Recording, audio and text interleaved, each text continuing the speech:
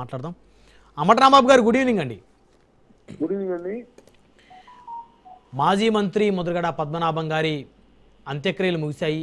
అయితే రెండు విషాదకరమైన ఘటనలు. ఒకటి, ఆయన కుమార్తెను కడసారి తన తండ్రిని చూసుకునేటువంటి అదృష్టాన్ని కల్పించలేదు. అక్కడ ఎంతోమంది పెద్దలు ఉన్నారు, మీలాంటి పెద్దలు ఉన్నారు, చొరవ తీసుకొని మరి ఆ విధంగా ఎందుకు చేయలేకపోయారు అనేది అందరూ మెదల్లో ఉన్నటువంటి ప్రశ్న. ఇంకొకటి, ప్రభుత్వం చంద్రబాబు నాయుడు గారు పవన్ కళ్యాణ్ గారు ఇద్దరు మాట్లాడుకొని అధికారులను ఆదేశించి ప్రభుత్వ లాంఛనాలతో ఆ మాజీ మంత్రికి మరి ఆ కాపు ఉద్యమ నేతకి ఘనంగా వీడ్కోలు పలకమని చెప్తే స్వయంగా మీరే అడ్డుకున్నటువంటి విజువల్స్ కూడా మరి రాష్ట్ర వ్యాప్తంగా అందరూ చూశారు. ఏం చెప్తారు రాంబాబు గారి అంశం మీద?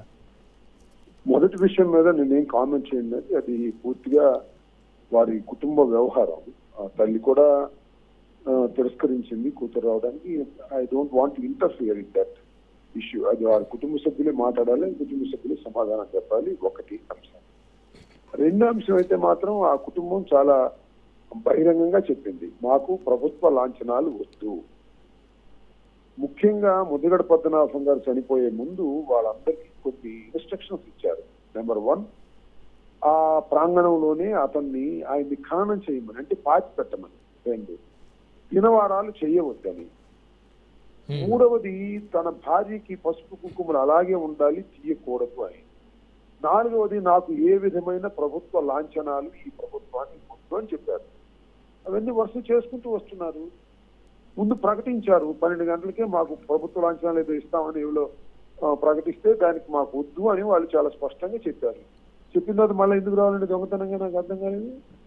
రావచ్చాట ఆయన అంతిమ కోరికను తీర్చేటటువంటి బాధ్యత వారి కుటుంబానికేనా? ప్రభుత్వం సహకరించదా? ఎందుకు రావాలి? ఆయన తీసుకెళ్లి గుంటలో కూర్చే ముందు టక్కన చాటుగా దొంగచాటుకు వచ్చి ఊత్తర, ఇది ధర్మమేనా? ఒక మనిషి చనిపోయిన తర్వాత ఆయన కుటుంబ సభ్యులు ఆయన కోరిక మేరకు మాకు ప్రభుత్వ లాంఛనాలు వద్దు, ఈ చంద్రబాబు నాయుడు గారి ప్రభుత్వం ఇచ్చే లాంఛనాలు మాకు వద్దు అని చెబుతుంటే చనిపోయిన వాడి దగ్గరికి దొంగచాటుగా వెళ్ళి ప్రభుత్వ లాంఛనాలు, తుపాకులు, తోరలు పెట్టి ఊతున్నారంటే ఏం సార్ ఇది ధర్మమేనా?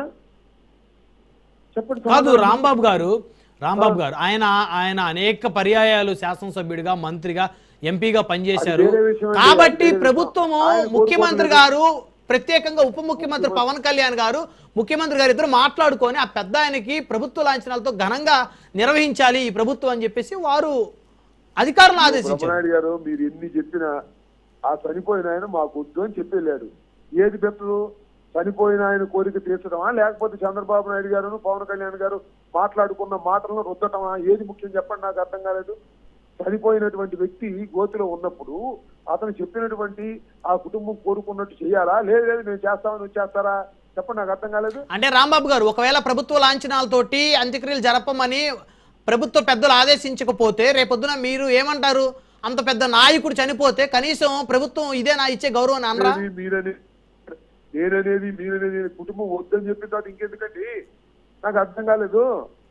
కుటుంబం వద్దు, మా నాన్నగారి కోరిక అది కాదు అని చెప్పిన తర్వాత ఇంకేంటి? ఇంకా వాటి తీసే ఆర్గ్యుమెంట్ నాకు అర్థం కాలేదు. ఇంకా ఆర్గ్యుమెంట్ వాళ్ళు ఇట్టు అనుకుంటారు, వీళ్ళు ఇట్టు అనుకుంటారు. ఏంటి ఆర్గ్యుమెంట్? చంద్రబాబు మాట్లాడుకున్నారు, పవన్ కళ్యాణ్ గారు అదే అంటారు ఆర్గ్యుమెంట్. ఆయన చనిపోయే ముందే నాకు వద్దని చెప్తే ఆయన హిందూ సాంప్రదాయం ప్రకారం వారిని దహనం చేయాల్సింది దహనం చేయకోకుండా గోతిలో పాతేశారండి. శ్మశానాలకు తీసుకెళ్ళకుండా ఇంటి ముందు పాతేశారండి. ఆయన కోరిక కోసం ఎన్ని చేస్తున్నప్పుడు ఆయన కోరిక నెరవేరడానికి వీల్లేదు, చంద్రబాబు నాయుడు గారు పవన్ కళ్యాణ్ గారు మాట్లాడుకున్నారు, మేము తుపాకులు తీసుకొస్తామని అవసరమా? ఏమండి, కామన్ సెన్స్ లేదా?